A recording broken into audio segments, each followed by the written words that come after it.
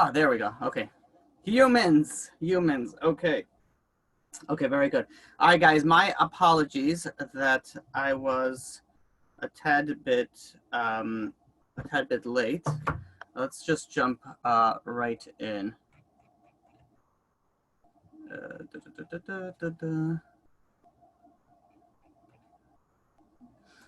right, let me just make sure I got everything going on over here. Okay, we're ready to start, right? Just gonna assume yes. Okay. No response. I'm gonna take that as yes. Okay. Okay, welcome everybody. Tonight we are learning Le'ilu Nishmat Avram ben Chaim Yehuda and Yecheskel ben Avraham. So tonight we're continuing on our series on Emunah, and tonight is the idea is to try to solidify some of the topics. Just make sure my other camera audio is off. Hold on one second, guys. Okay, so the idea of this this week, B'ezrat Hashem, is to try to solidify the concept of a greater picture is being painted over here, and we're just little pawns in the scene. The concept, the Matnas Chalko brings us down that the concept of trust, of Emunah, is someone who's supposed to be like a baby in the hands of its mother. Like that contentness. There's like nothing else to worry about. There's nothing else to be bothered about. Everything is nice. Everything is smooth. Everything is great. However, says the Matnas Chalko that the mother needs to like do certain things for the baby. You know, it has to bathe the baby. It has to feed the baby. It sometimes has to give the baby shots. You know, so there are different things that the baby does that doesn't initially sense that it's for the good. And in fact, it's bothered by it. It doesn't like, you know, this, what the mother is doing. So the baby doesn't know, but in essence, we know that the mother is doing everything for the best for the baby. In the same sense, that's how we're supposed to live our life, that we're the baby and God is, sort of to speak, the mother, and everything that God does is for the best. And that's something that we need to, you know, strive to work for, especially because when you look at life could be very bumpy.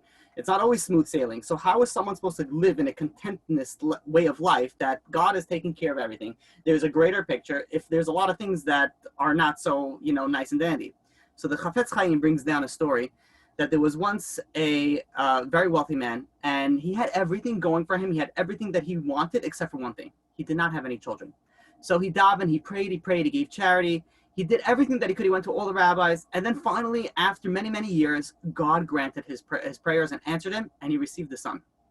Now, this son, as the child grew up, the child grew to be, you know, not so healthy and, you know, was predisposed to certain illnesses until the father decided that he's going to bring him to the specialist. And the specialist looks, investigates, and tells him that this kid, he is not allowed to have fatty meat. Anything that with fatty meat, he has to run away like poison.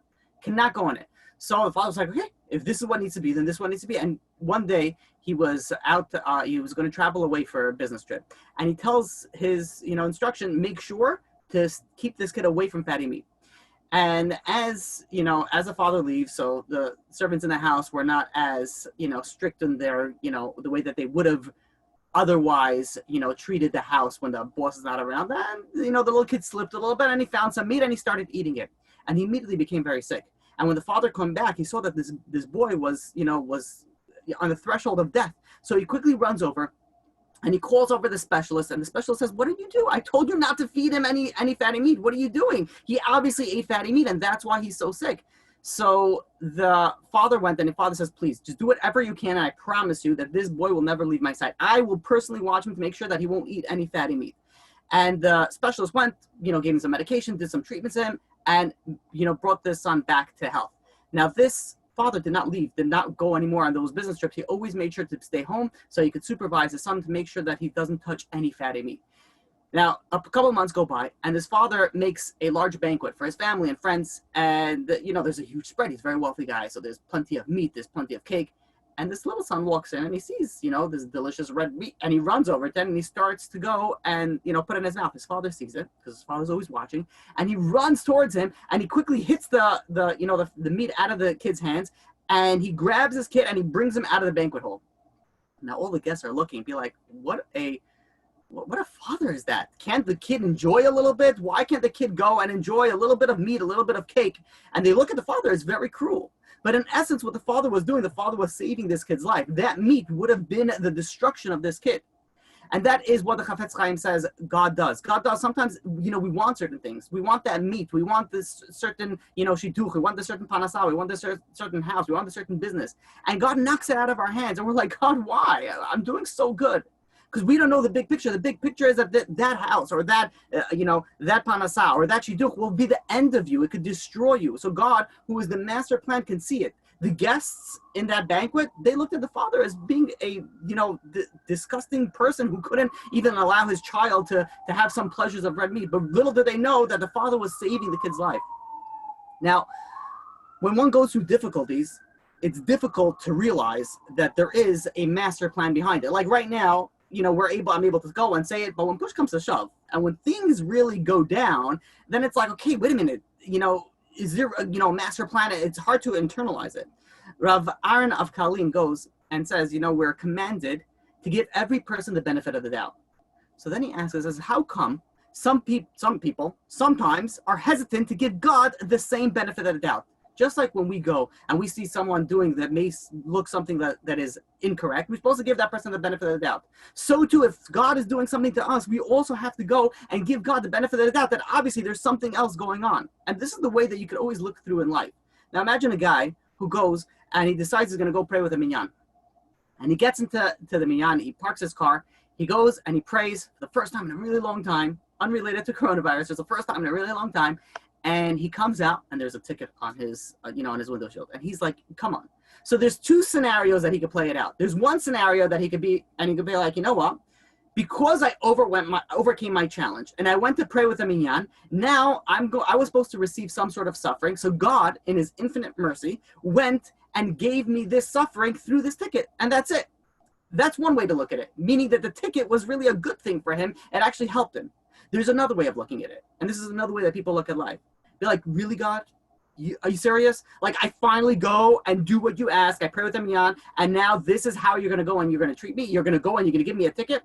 Same scenario, two different mindsets on how a person's supposed to go. And, Rabbi Yehoshua says, you have to give God the benefit of the doubt, just like you give everybody else. So to you, if something, God forbid, happens, whether you're doing something right, whether you're doing something wrong, there is a master plan behind it. There is a reason. And even especially because we don't know the alternative. Oh, how important that line is. You never know the alternative. Imagine someone goes, books a flight, and they get there. They do everything right. They're like a real, fly. They arrive in the airport 16 hours beforehand. They check their luggage. One of those people that they wrap their luggage with I don't even know what it's called. I don't know the purpose of it, the foil, whatever it is. And they get there. Nothing is overweight. Everything is perfect. And they get there, they're sitting by the check-in counter, and they say, "Oh, I'm sorry, this flight is overbooked. You've been bumped to the next flight." And you're like, "Are you kidding me? I've done everything right. I came early. I purchased the ticket. Everything was correct." And then what happens? You're sitting over there waiting another 3-4 hours for the next flight. This flight takes off. And then what all of a sudden, if something happens, God forbid there's some sort of engine trouble. And this plane ends up, God forbid, crashing into the sea with no survivors. Would you still be angry that you missed that flight? Or you'd be like, no, I don't know what happened. I came over here and I almost got saved. And you get the whole details and be like, oh, look how great God is.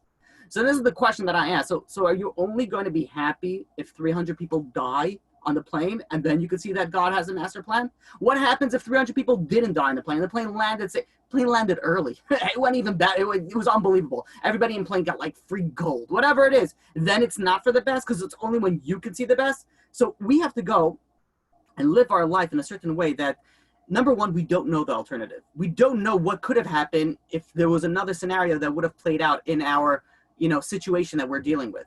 But even more so, that whether it looked like it was good and whether it would look like it was bad, which is really the concept of what we're going to be discussing tonight, there is a bigger picture in this world of a story that we're living in our life. Now, Rabbi Victor Miller goes and brings down there was once a very wealthy Jew. He was in the clothing business, and he used to work around the clock. He had a factory, and he would get to the factory early, leave very late. When he had to go and pray with Emunah, he would have to go, catch the earliest one and leave a little bit early so he can make it. It just wasn't so spiritual, his business. Unfortunately, he was an honest guy, very well-meaning, but the business took over his life. And one day, he makes a very, very large investment. He puts a few $1 million, all his money he puts into this investment. He was going to buy raw materials. And these raw materials are, if this would have went through, it would have made him extremely wealthy. And because he put so much money into it, he took out a very large insurance policy on it. And he puts it all in his factory, in his warehouse, and he leaves.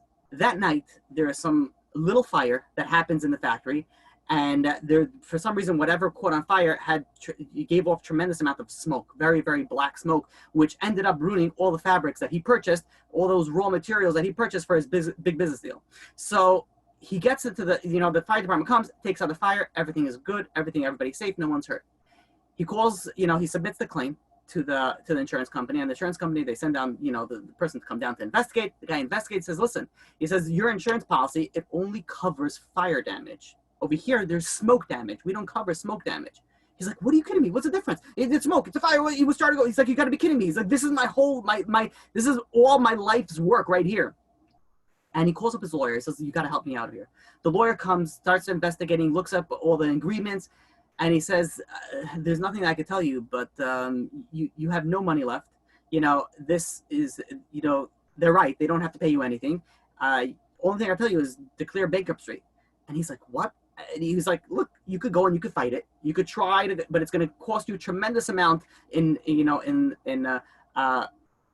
bills, whether it's from the lawyers or from anything else. And furthermore, most likely you're not going to win. My recommendation: declare bankruptcy and move on. So not having anything else to do, he declared bankruptcy and he moved on in his life. However, the next day after he declared bankruptcy, he finished all the paperwork. He had a little small pension that he was able to live off. Now, what he was going to do, he woke up, he's used to waking up early and go to sleep really late. So he woke up early, he went to pray in the same minyan that he always goes to pray. But this time, why was he rushing out? So he decided he's going to stay. And he stayed and he opened up a Gemara, he opened up a Chumash, and he started learning. And he saw that he started enjoying the learning. He started advancing in his studies. And as he started advancing in his learning, the relationship with his wife started getting a little bit better. He had more time to spend with her. And a year goes by. And a year after the fire, this man, who's once very, very wealthy, made a Sudat Hodaya. He made a sort of a party of thanking God. For what? For going and destroying the business. And he went and recited Nishmas at that party. And he said, thank you, God, for shutting down my factory. Because now I discovered Torah, I discovered Tefillah, and I discovered how to get along with other people. When we look at, the way that he just looked at it, and in fact, there's a different story very similar to this by a person by the name of Rabbi Moshe. Rabbi Moshe was very wealthy, and he was extremely charitable, gave a lot of money to charity. And then one day he went totally bankrupt. And the friends couldn't grasp it. Be like, what? This guy, he is such a righteous guy, so honest, so always gives so much charity. Why did he go? And why is he that he went bankrupt? And they went to Reb Chaim Volozhiner. And they said, what's going on over here? And Reb Chaim didn't answer anything. This Reb Moshe went, he had, again, free time. Instead of surfing the internet, what he did was he went in Bet Midrash and he started learning. And he discovered that he had a knack for it. He had a very good head. And he discovered that he loved it. And he started learning more and more and more. And this person, this Reb Moshe, later became the Reb Moshe Soloveitchik, which means he was none other than the head of the prestigious dynasty of Brisk. You go and you would ask him, not in the next world, you ask him in this world. So was it good that you lost the money, or was it not good that you lost the money? I can guarantee you he said it was a blessing that I lost the money. It was a blessing. And in fact, Reb Chaim Volozhiner goes and says that he says that even though he gave so much tzedakah, this Reb Moshe did not have yet the merit to become such a great Talmid Chacham, a great tzaddik, only until he lost his wealth, and then through that he was able to grow through the Torah. That gave him the merit that would be able to go achieve what he achieved. In life, sometimes we can see the big picture. And sometimes we don't see the big picture. Sometimes the big picture is not even for this world. Sometimes the big picture is for the next world. Sometimes we suffer and we don't even see why we suffered. And only later in the next world, after 120, we realize that it was for our benefit, for our soul, not even for our body. I want to share with you something so amazing. No, it's not even, it's crazy. It's unbelievable. You just, whatever, stick with it. It's really, really amazing. It's something from Rabbi Matisyahu Salomon.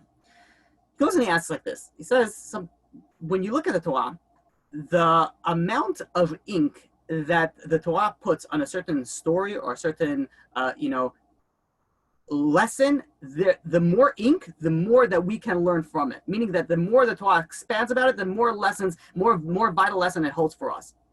So we look at the Torah in general. You look at the 5 books of Moses. What is the majority of the ink that is used in the 5 books of Moses? It's used on Moshe Rabbeinu. You go through the Yetziat Mitzrayim, the Exodus. You go to the Har Sinai, giving of the Torah. You get to the 40 years of the desert. It covers roughly 4 out of the 5 books. Let's go to the first book, to the book of Genesis. It begins with the creation of the world. It goes through the flood, and then it goes through the Avot, the patriarchs and the matriarchs. And those, says Rabbi Yehoshua Zitron, are not so much. They're given space, but not a lot. What's given one of the most spaces in the Sefer Bereshit? The story of Yosef, the story of Joseph. And you think about it, why is it covering so much? Says Rabbi Yehoshua Zitron, because this experience that Yosef went through is an experience throughout that the Jewish people could learn throughout the entire history.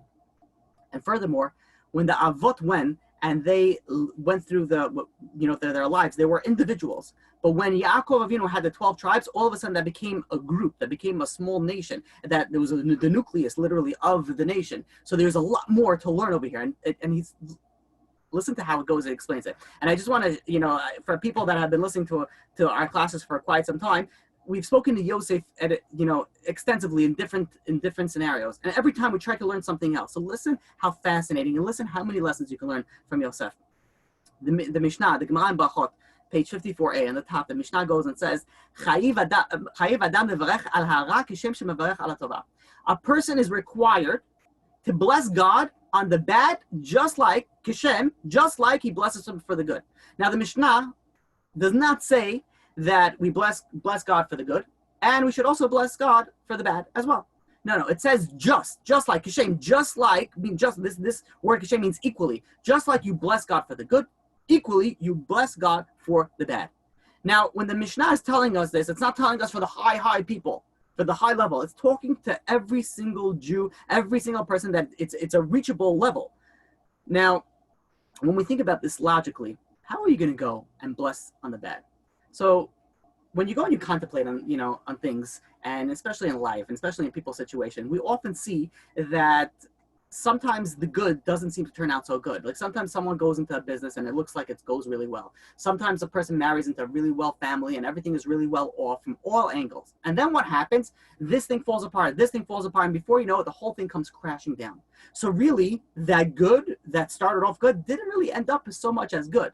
And you have, vice versa as well. You have the opposite, where you have somebody that marries maybe not to the best and gets into, financial situations that's very, very difficult. And then what happens? This and that happens. And then all of a sudden the situation turns around and it goes all the way and he skyrockets to success.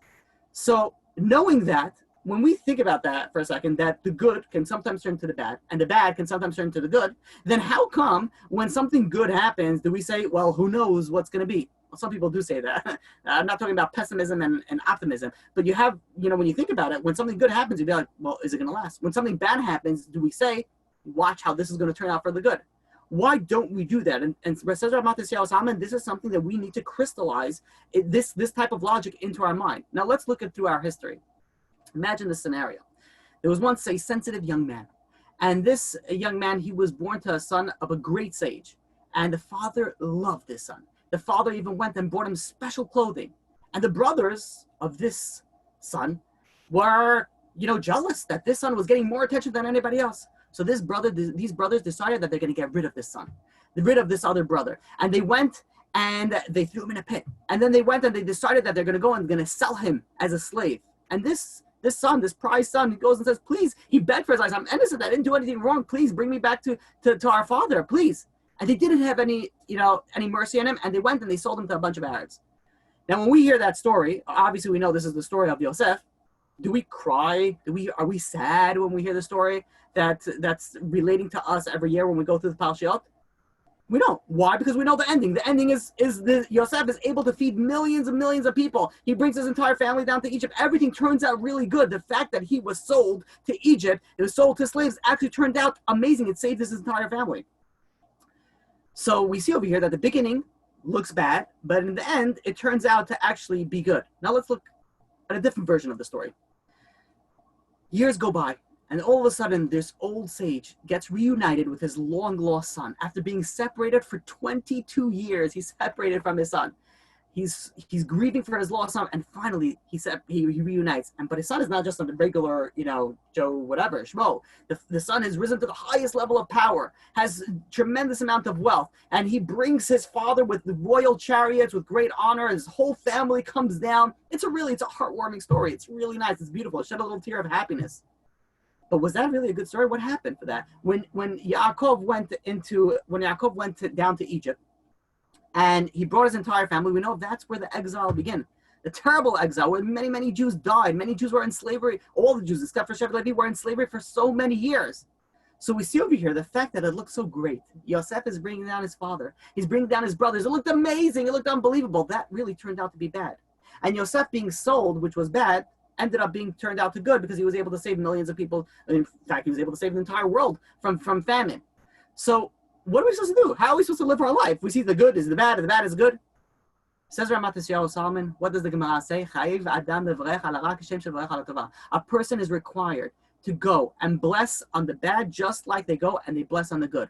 We have to realize that we have to have faith in God's guiding hand. God has a master plan, and God's overseeing the entire plan.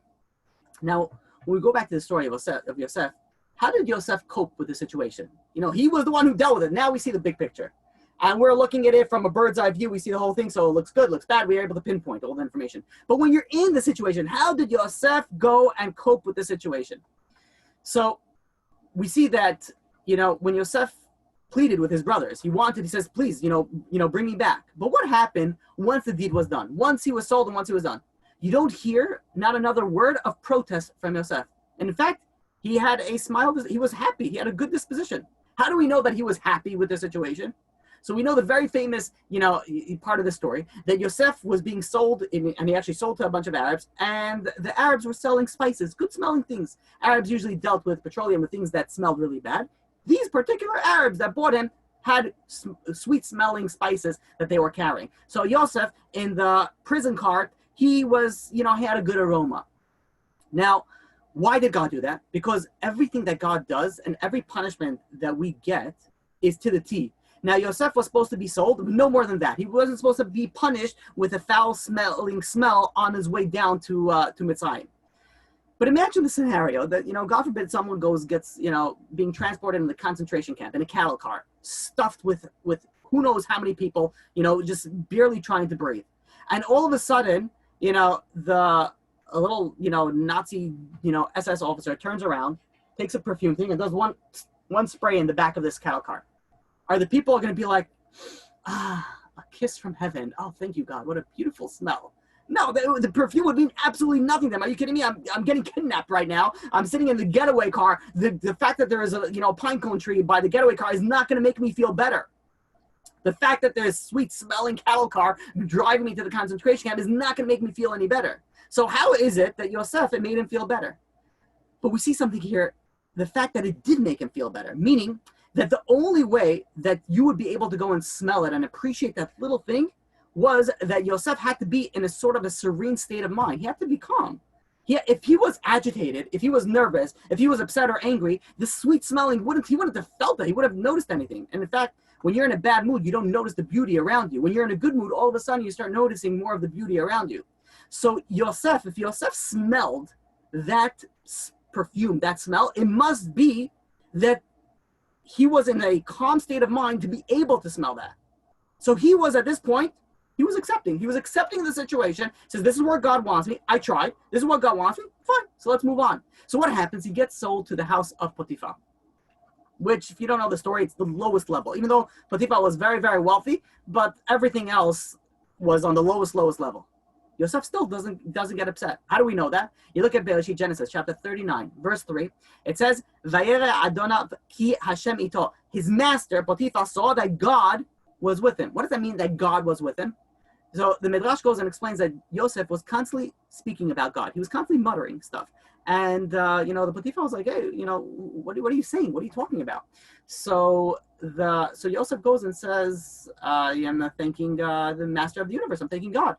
And he goes and he starts, he's speaking to God on a constant basis. And it's very interesting when you think about his situation. What does he have that he's already thanking for God for? He's a slave in the lowest level, and he's there thanking God. You know what Yosef teaches us over here? Teaches a critical lesson that if we're able to go and recognize the divine hand in even the most bitterness part of our life, we will develop a peace of mind. Yosef had a peace of mind. How? Because he constantly spoke about Hashem. He constantly thanked God for whatever it was. He was constantly in a serene state of mind that he, even in the worst situation, when he was sold by his own brothers and he was taken away from his family, he was able to smell something that smelled good. And it goes furthermore, and what do we see from here? That the next pasuk in Genesis, in Bereshit chapter 39, verse 4, it says, "Vayimtza Yosef chen beinav." Yosef found favor in his master's eyes. That what happened? That his master, Potiphar, appointed him over his household. So now things are starting to look a little bit brighter for Yosef. Yosef is now, getting promoted. And then we all know the story. Potiphar's wife, makes, improper advances to him.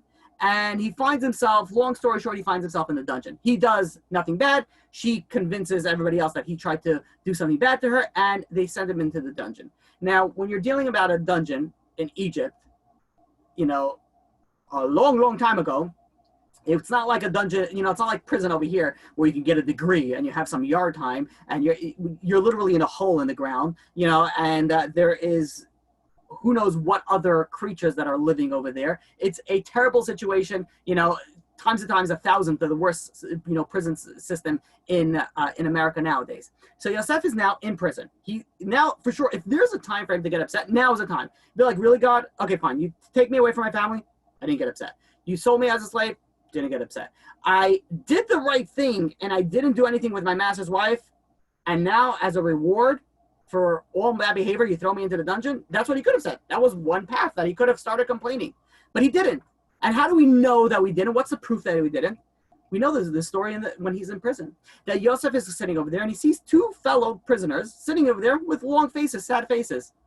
And he goes over and says, "Why the long face?" And you stop for a second and be like, what type of question is that? They're sitting in prison, in the lowest level of prison, the worst prison. They're sitting over there for who knows how long. Why shouldn't they be in a long face? Why shouldn't they be down? They should be upset. They should be depressed. They should be sad. No, what other option do they have? But we see over here, it says, we see over here two things. Number one, that Yosef, we see from this scenario, this little story, that Yosef was not depressed. How do we know that he was not depressed?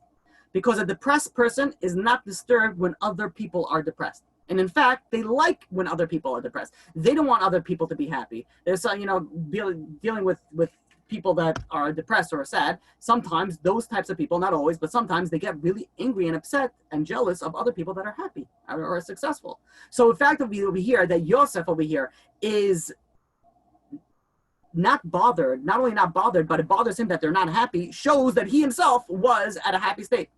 But there was something else. There's something else that's probably even greater, that these two people, their faces, that they were depressed, it stood out from the dungeon. It stood out from the prison, meaning that all the other prisoners in the dungeon were actually happy, because these two stood out, but they were not happy, meaning that everybody else was happy. So we see over here that even, and one of the reasons that Matisyahu Solomon Gazan is, you want to know why everybody was happy in a cheerful state in the dungeon? Because Yosef was there. Yosef was there, and his, when you have someone that's in a good mood, makes other people in a good mood. If you're ever in a bad mood, just watch a baby laugh, like crack up. You can't be in a bad mood after that. You just watch a baby giggle nonstop. It just cheers up, the worst moods. So when someone, it's contagious when you have a good mood, and that's why they say, if you're in a bad mood, smile, because it will change something in you.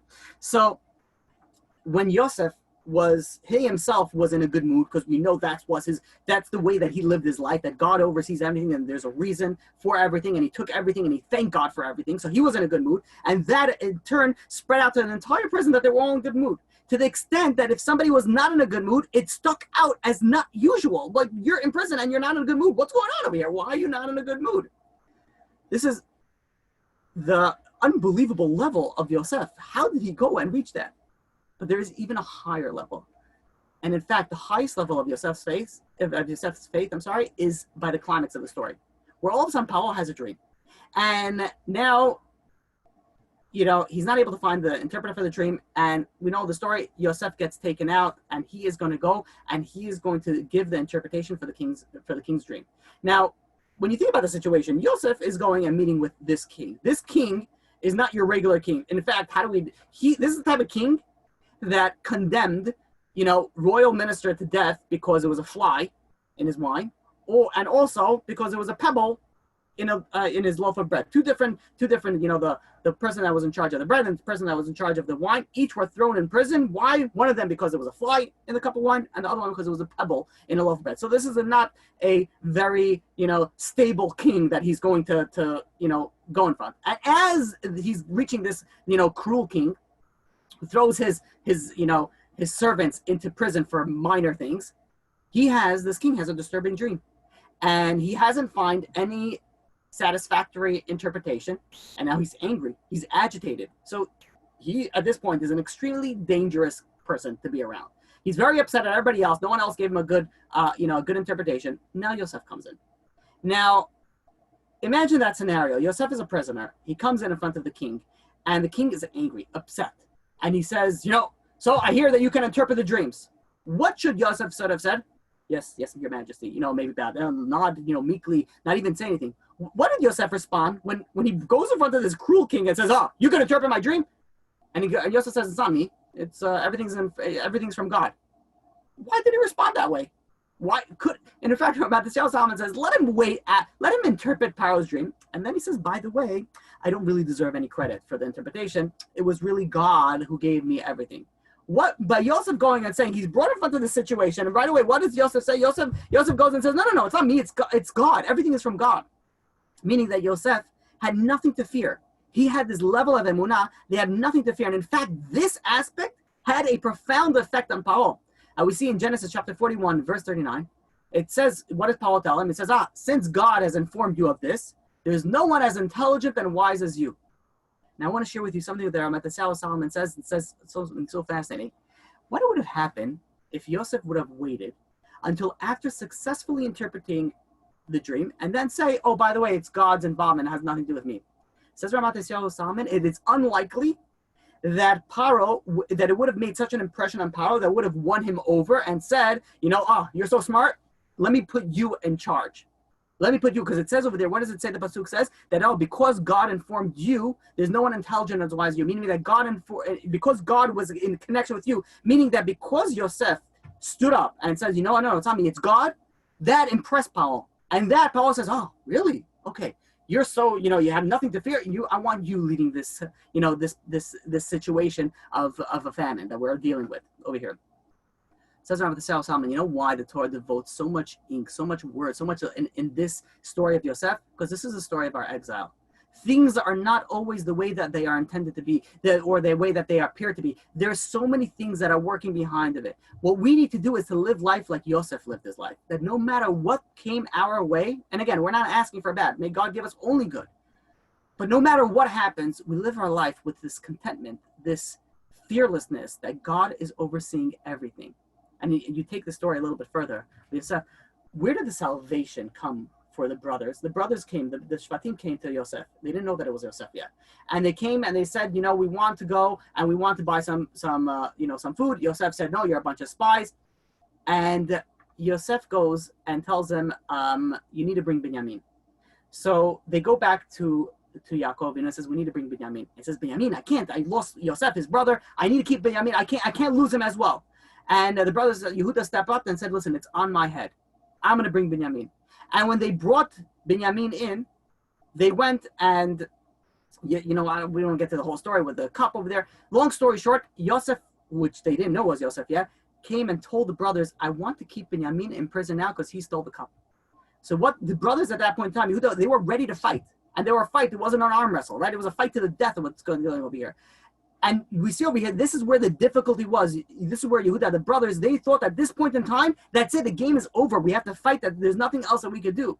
And what happened from their troubles, that's where the salvation came. From their source of their troubles, which was Yosef, that's where the salvation came. All of a sudden, their brothers were about to fight. All of a sudden, Yosef says, "I'm Yosef. I am Yosef. Is my father still alive?" Meaning that sometimes we see that all the bad, our essence of all the troubles that we go through our life, that could sometimes be the best good that could possibly come out of it. Now the story is not over. We're going to fast forward around 1500 years after the story of Yosef. And we know there is the story of Asara Harugei Malchut. This is the 10 martyrs that we had, the 10 righteous sages that died al Kiddush Hashem. The two of the first ones were Rabbi Shimon and Rabbi Shmuel. And they were brought in front of the Romans, and each sage begged that they should be the ones that should be killed first, so that they shouldn't witness their distinguished, esteemed colleague go and being murdered brutally. So the Romans, they sadistically went and they cast, some sort of lots, and Rabbi Shimon was one to be murdered first. And as they murdered Rabbi Shimon, Rabbi Shmuel was crying the loss of his close friend, and this all of a sudden the executioner, one of the prince's daughters stops the executioner and says, "Wait a minute." She looked at Rabbi Shmuel. Rabbi Shmuel was extremely beautiful, and she goes and she says, "No. I want to go and I keep this man alive." She, fancied him. She saw that he was so beautiful, and she wanted him for herself. And the leader over there said, "No, we can't do that." And he goes to his daughter and he says, "Listen, but I'll tell you what we'll do."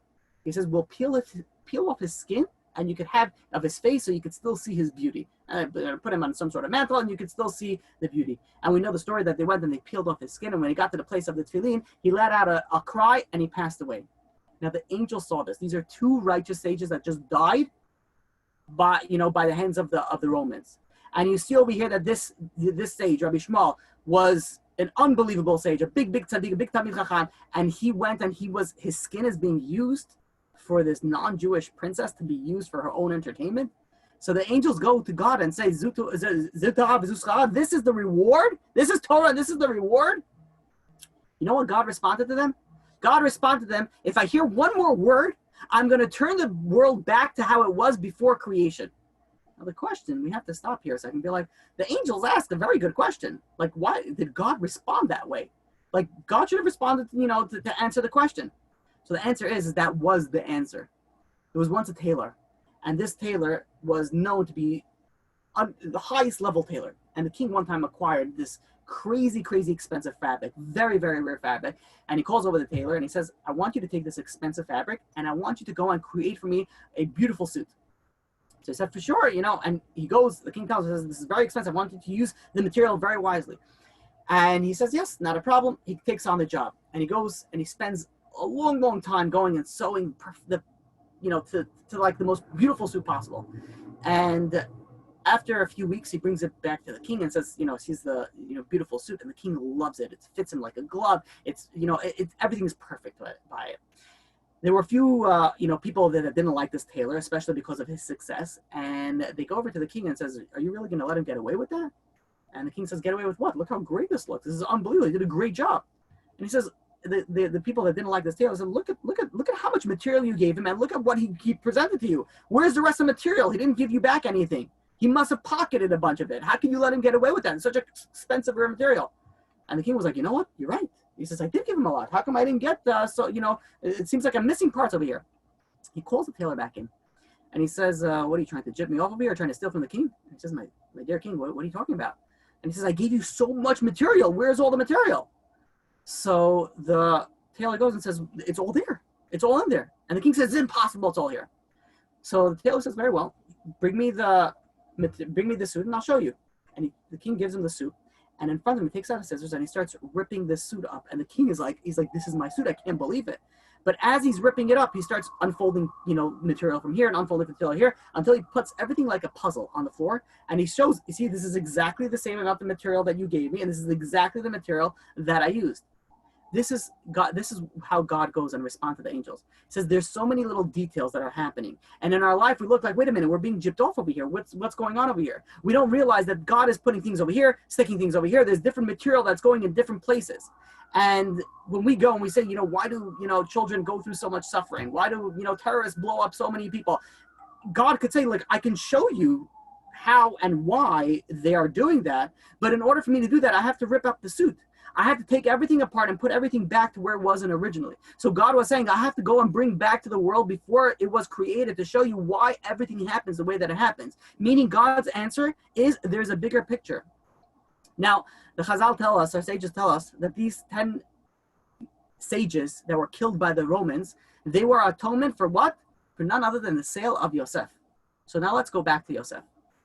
Now, when Eshes Potiphar, when her friends heard that she was obsessed with this Yosef was a good-looking Hebrew, and she was obsessed with it. And her friends, the wife's friends were like, I don't understand why you're obsessed with it. You have at your tip of your fingers all the greatest, most good-looking Egyptian men possible. You want to go for a Hebrew? It makes absolutely no sense. And she goes and says, you know what? Because you've never seen this Hebrew. She goes and she invites all her friends, and she sits them in like a semicircle, and she gives them each some, a talk that some, like fruit to go and to eat. And she gives them a knife so that they could cut the fruit. And then she takes Yosef locked in chains, and she brings him in the middle of the semicircle with all these women that are sitting around. And when the women saw the beauty of Yosef, they were so like awestruck by it that they were cutting they were actually starting to cut their fingers. And Eshes Potiphar says, you think I'm bad? Look at you. You're cutting your own fingers over here. You're cutting over here your own fingers. You're telling me that I'm obsessed. What happened over here? That I heard a beautiful pshat that I want to share with you. That when Eshes Potiphar brought Yosef in, for a second, Yosef looked at Potiphar and he thought of her for a second. And when he thought about her, she got a part of him. And now Yosef, because she got a part of him, he wasn't whole anymore. And the Chumash says this in Bereshit chapter 37, verse 12. It says, "Vayazov bigdo biyada." He went and he left his garment in her hand, meaning that it was a part of him that was left in her. She got a part of Yosef, meaning that Yosef's soul was not whole anymore.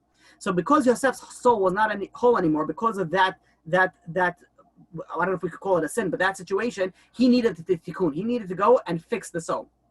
Says Reb Chaim Vital. Rabbi Shmuel, that was murdered by the skin being peeled off, that was none other than a spark, and it's of what? Of Yosef. He was sort of a part of a Gilgul of Yosef, a reincarnation of Yosef. And that princess that wanted to go and take that, Rabbi Shmuel for her own pleasure, that was none other than a reincarnation of Eshes Potiphar. And we see there's a lot of similarities in the story. Yosef was extremely beautiful. Rabbi Shmuel was extremely beautiful. Yosef was held captive among the Egyptians. Rabbi Shmuel was held captive as well with the Romans. Yosef had to, they forcibly removed the coat from him, and Rabbi Shmuel forcibly removed the skin on him. So we see over here, there was all this coming out. We don't see the big picture. We see over here that Rabbi Shmuel came back from Yosef to go and give the tikkun that happened with Eshes Potiphar, which came with the princess that wanted to take Rabbi Shmuel's face, wanted to use his beauty for her own pleasure. So when we look at the scenes at itself, it looks very difficult. But all of a sudden we look at the big picture. And this is what God said. If I had to take you before the creation, and then you'll see why Rabbi Shmuel had to do this, and we go back to Yosef HaTzadik, and because of that he had to go and he had to suffer this way, then all of a sudden the entire story makes sense. And not only the entire story makes sense, but all of a sudden we start thanking God, even for the bad, and that's how we started off. Now, there was a story in Eretz Yisrael that there was once a a technician for radiology, and he was making a good salary. And one day he just lost his job, and he tried to find a job, and it just didn't work out for him. And finally, he had to settle for a different line of work that he was making significantly less money, less than 50% of the money that he was originally making in his old job. That's all that he found. And, he finally got into this job. Long story short, because of him being in this job, he got into an accident and he ended up in the hospital. And as he's sitting in the hospital over there, the doctor that's going and looking over him, he looks at his entire thing. It was a serious accident, and he says, listen, there's a miracle over here. There's nothing wrong with you. You could, you could go back to, you could leave. And the doctor saw that this person, he was very, very depressed on it. And he says, I don't understand why you're depressed. You were in a crazy accident and nothing's wrong with you. And this ex-radiologist goes, this technician goes and says, listen, he says, I used to have a good job. And I used to make, enough money to go and support my family. And then I lost it. And then I finally, after 2 years of not having a job, I finally found another job. And now because of this accident, I'm not going to be able to go back to that job again. Even though everything is good, I'm happy for that sense. But, what's going on? Like, why is God doing this to me? And the doctor says, wait a minute, you said you're a radiologist technician? And he's like, yeah. And he gives him his, all his certificates and all, where he studied and what experience that he has. And he says, wait a minute, this hospital has been looking for someone just like you for a really long time. And he made, 2 phone calls over there. He ended up meeting with somebody, and within a short period of time, he ended up getting a job in that hospital for roughly the same salary that he was making 2 years ago. So we could go and see the story. Then we can ask a question. Be like, okay, so we see over here, he had a job. He was making good money. Then he lost the job for 2 years. He didn't have anything. Then he got another job making less than 50%. Then he got into an accident, and then he got another job again back to where he was making, the same amount that he was making earlier. So you can ask, why did he have to lose his job in the first place? Just keep him in the first job. So there's something that is so, so important. And I want to share with you something from David Asher, that when a person goes and experiences a hardship, and afterwards something good comes out of it, and it appears that the hardship was necessary to produce that positive outcome, that person will say, I'd rather, something very, very famous, I'd rather not have the hardship and not have the good. Many times we go through hardships and then we have something good that comes out. So we say, don't give me this and don't give me that. I don't want any of the troubles. But the answer is that it's not only like that, that if someone goes through a hardship, every bit of pain that was necessary that person had to go through in their life. The fact that good comes out of it, the fact that, there's always good, the fact that we see the good comes out of it, that is a kindness of God. That is a kindness of God, but meaning that when you have to go through something, whatever it is, you had to go through it. The fact that you're able to see the good out of it, that's complete chesed Hashem, chesed from God. Rav Fishel Shafter once told a story that there was a man from England who flew to America for a one-day business trip. And when he landed in America, suddenly he experienced some chest pains. And when he had this, chest pains, he obviously ran to the hospital. They hospitalized him. And he was there for quite for I don't know, maybe a day or two. And they discharged him after a short period of time. But because he was from England, he didn't have insurance. So they gave him a $20,000 bill. And he goes to the rabbi and says, Rabbi, I don't understand. He says, couldn't God make it that I get the chest pains in England where I live and I have insurance, so I didn't have to pay the $20,000 in medical bills? So the rabbi says, you don't understand. He says, it was decreed for you that you would have to pay $20,000 in medical bills. And if you would have been in England while you would have, then you know how long you would have had, because you had insurance, you know how long you would have had to stay in the hospital to cover $20,000 of medical bill expenses? It would have had to stay a significant amount of time. So what did God do? God in his infinite mercy went and he brought you to America, made you spend a few short days in the hospital. And from that, you got the same tikkun that you needed to that $20,000 bill. That $20,000 bill was going to come out anyways. The question was it going to be in England for a few months or a few days in America? There's always two ways to look at life. There's always two ways to look at stories. The Gemara in Tanit, page 23b, tells an unbelievable story. Rabbi Yitzchak ben Eliashiv goes, and he was known that his prayers were extremely powerful. One of his students comes over to him and he says, he had wealthy relatives and they were making his life miserable. So Rabbi Yitzchak went and he prayed. He says, let those relatives become poor. And what happened? Those relatives became poor. And then a time passed and the man came back to the rabbi and he said, ever since my relatives became poor, he says, now they need my assistance. They need my help every single day. I can't stand it anymore. So Rabbi Yitzchak prayed and they regained their wealth. A short while later, the same person comes back and he says, my wife is not appealing to me. She's ugly. She's not good looking. So Rabbi Yitzchak goes and says, what's her name? And says her name was Chana. So Rabbi Yitzchak went and he davened and he says, may Chana become beautiful. And she did. She became beautiful. A short while later, this guy comes back and tells Rabbi, I can't handle it anymore. He says, because my wife is so pretty, she goes and she thinks that she's God's gift to the world. And now I don't have shalom bayit. She's very arrogant. So the rabbi goes and says, let her be unattractive again. Now, when the other students heard about the power of the prayer of this rabbi, they went over to the rabbi and says, Rabbi, can you pray for us also? And they wanted to become, whatever they wanted. They wanted to, become a genius. So the rabbi said, I accepted upon myself that I'm not going to pray like that anymore. I'm not going to bother my creator to change the course of nature for me. Now, the Sefer of Kitzes Hashem B'Buasa goes and says, what is this referring to over here? It's referring to that what all of a sudden Rabbi Yitzchak over here, he saw that his salvation, what he thought was salvation, was not a salvation at all. In fact, it was the opposite. What he thought he was helping, really he wasn't. Now, the lesson from here is not that you shouldn't pray. Of course you should pray, and you should pray for whatever it is that you want. But the lesson here is that if God did something for you, there is a reason why God did it. There's a reason why God put it in a certain scenario. There was once a person that had a daughter that when she reached marriageable age, they found out that she would never be able to have any children. So they went to Eretz Israel and they went to Rabbi Yehoshua and they said, what are we like? This is a halakha question. How is she supposed to go and who is she supposed to marry? She can't have any children. So the rabbi gave her a blessing that she should get married, and they left. A few months go by, and all of a sudden, a different person comes to Rabbi Yehoshua and says, listen, they have a son who is unfortunately unable to ever have children. So the rabbi says, 1 second. He goes and he contacts the first family, and he says, I have a shidduch for you. And they went out, the first family with the girl that couldn't have any children, and the second family with the boy that couldn't have any children. They went out and they ended up getting married. The interesting part is that these two people that both came to Rabbi Yehoshua months apart, they actually sit next to each other in the same synagogue, in the same shul. They both had the same weight on their shoulders. They both had this difficulty, and what happened? That God made them go all the way to Israel to see some great rabbi who went, and then he connected both of them. Now, there's a few lessons that you can learn from this story. First of all, this particular rabbi saw thousands upon thousands of people between these two. The fact that he remembered that, wait a minute, there was somebody from America that also couldn't have any children, that's unbelievable. There's another fact that the amazing lesson, that these two people sat right next to each other in the shul, not realizing that they both have the same burden. They both have to deal with the same situations. Many times we go and we live life, be like, oh, look how great that their life is. And you don't know, they could be saying the same thing for you. Look how great their life is. And little do you know that many times you're both suffering from the same exact, problem.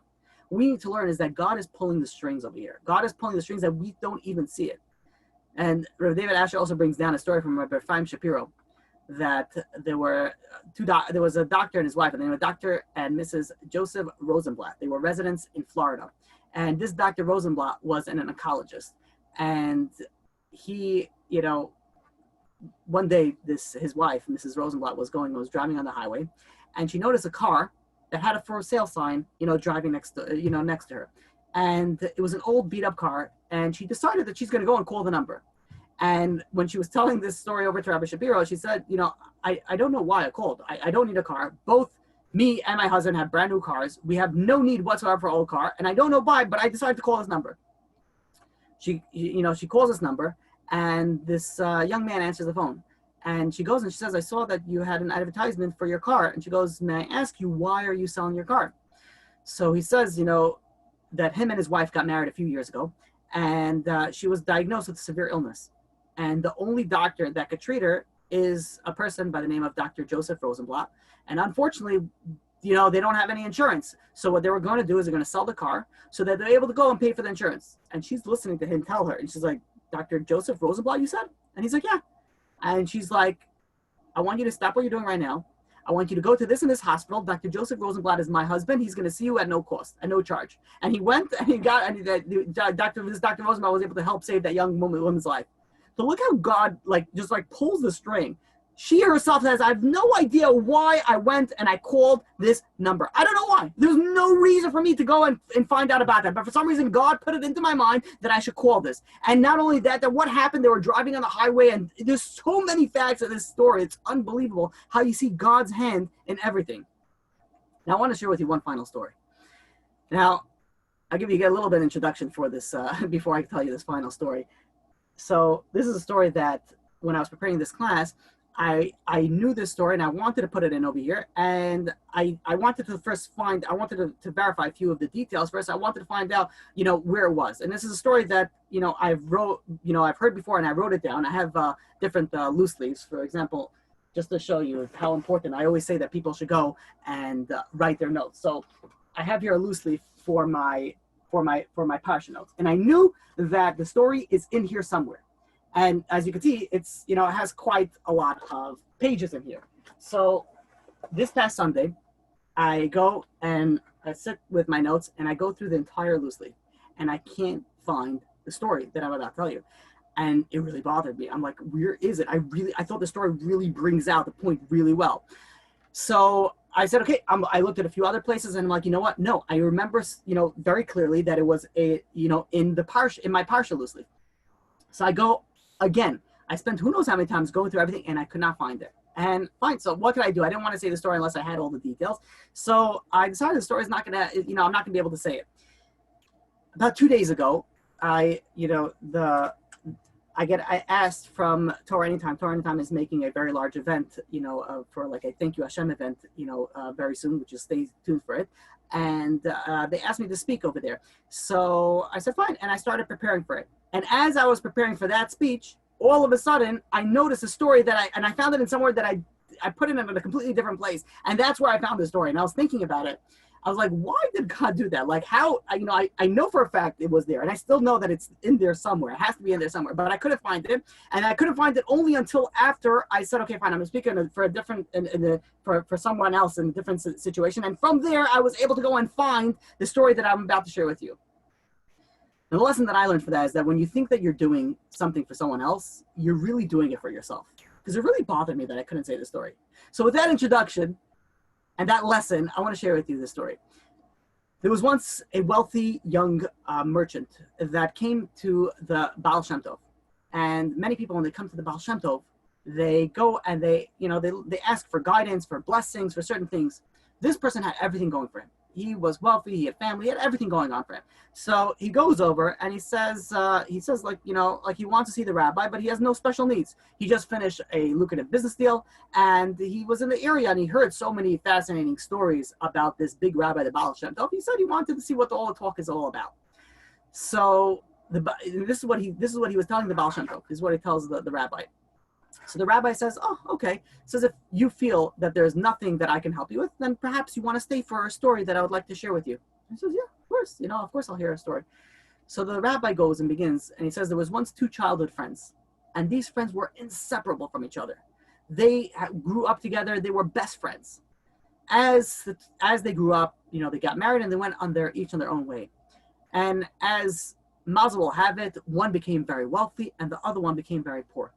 And as this poor man is thinking about his situation, he says, wait a minute. He says, well, let me go reach out to my wealthy friend. He says, when we were little, we promised each other that we will remain friends forever and we'll share everything that we have.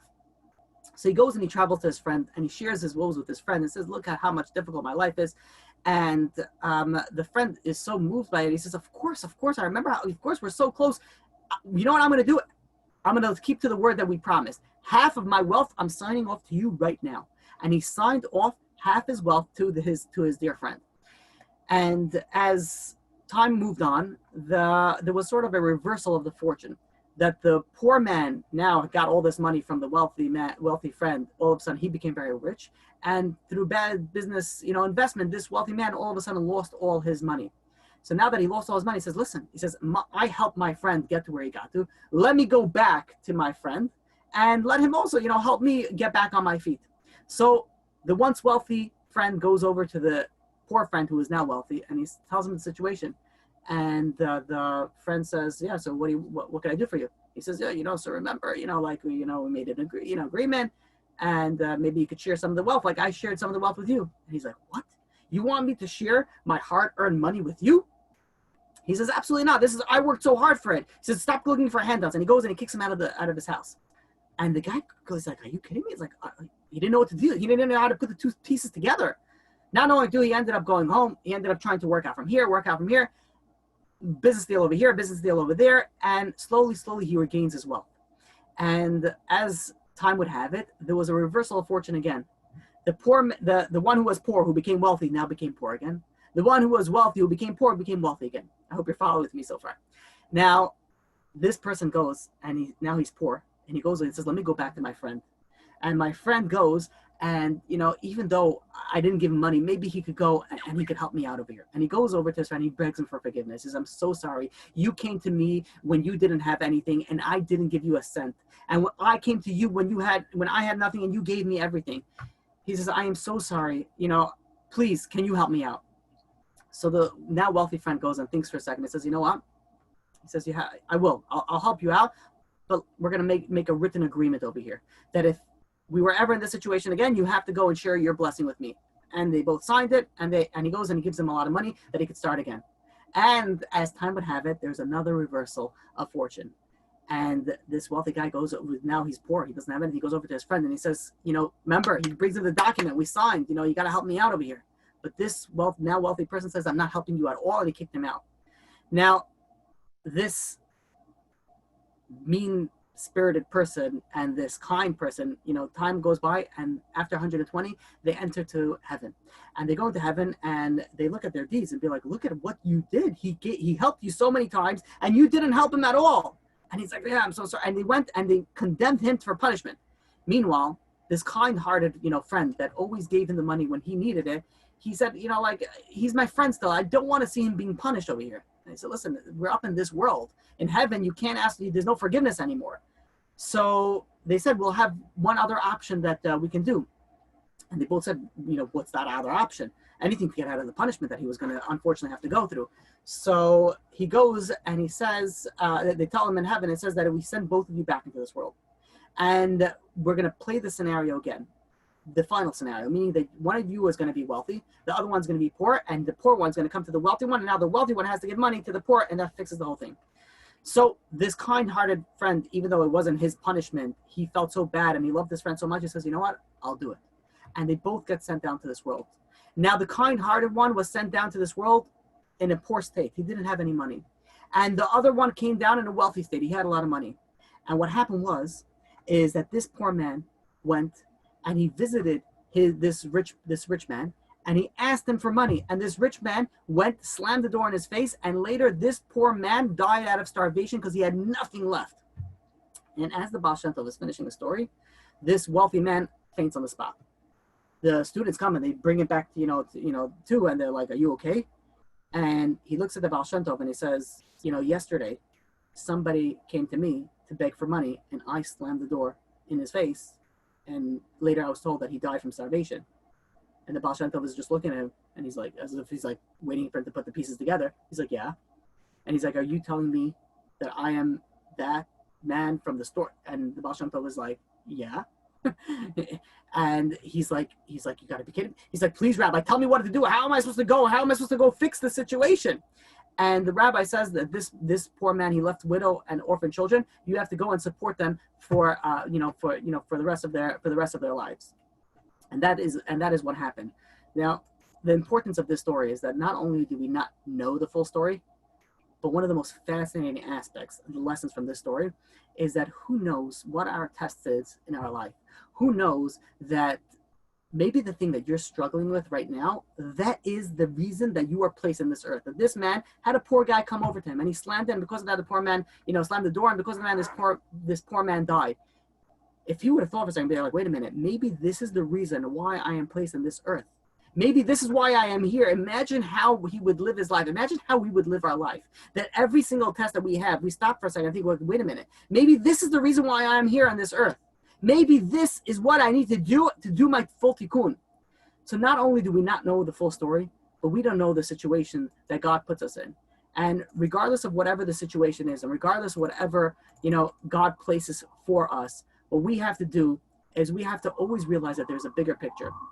We always have to realize that there's something greater that's going on. There's something with a bigger plan, that with that mindset, we would live our life with such content, such relaxation, that we would really be able to enjoy life. And no matter really what happens, we will really be able to bless God. Just like we bless God on the bad, we bless God on the good. And just like we bless God on the good, we will bless God on the bad. And my blessing to each and every single one of us is that B'ezrat Hashem, that not only we don't need to have only the bad, we should only have the good, and we should bless God for everything. And with that, we will open up with any questions. You could type in your questions or raise your hand and ask. You can unmute yourself to ask a question. Yeah, how come I don't see a chat thing over here? We removed it.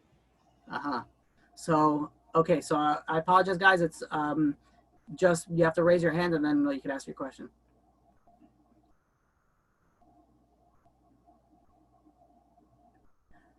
Michael, I see there's one person raising their hand. I don't know if I could unmute. Yes, you can unmute it. Nope, I can't. If I could, I don't know how. Alice is raising her hand.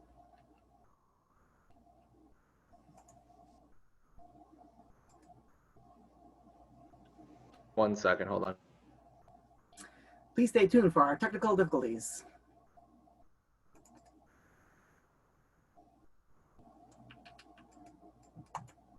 Dun, dun, dun. Looks like her audio is not working. It has nothing to do with us. Okay. Any other questions?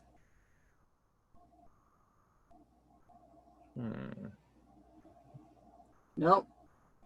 Okay. Then, with that, bid you all an amazing week. Tremendous amount of atzlacha, and have an amazing Shabbat.